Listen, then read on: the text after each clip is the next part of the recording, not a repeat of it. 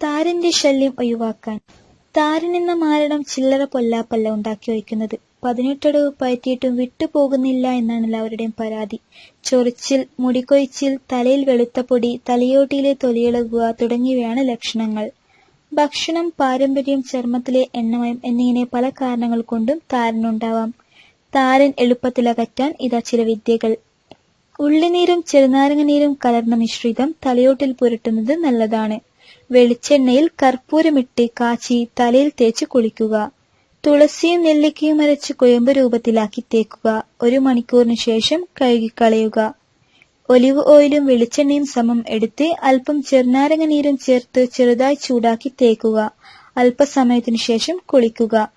കടുക് അരച്ച് തലയിൽ പുരട്ടി കുളിക്കുന്നത് താരന് ശമനം നൽകും. 2 സ്പൂൺ കുതിർത്ത ഉലുവ അരച്ച് ഉള്ളിനീര് ചേർത്ത് നന്നായി ഇളക്കുക. ഈ മിശ്രിതം അരമണിക്കൂർ തലയിൽ തേച്ച് പിടിപ്പിച്ചതിനു ശേഷം കുളിക്കുക. ചെറുപഴം കുഴമ്പ് രൂപത്തിലാക്കി തലയിൽ തേച്ച് പിടിപ്പിക്കുക. 10 മിനിറ്റിനു ശേഷം കുളിക്കുക. ചെറുനാരങ്ങ നീര് തേങ്ങാപ്പാലിൽ ചേർത്ത് തേക്കുക. അരമണിക്കൂറിന് ശേഷം കഴുകിക്കളയുക. തീർച്ചയായും താരന് ശമനം കിട്ടും.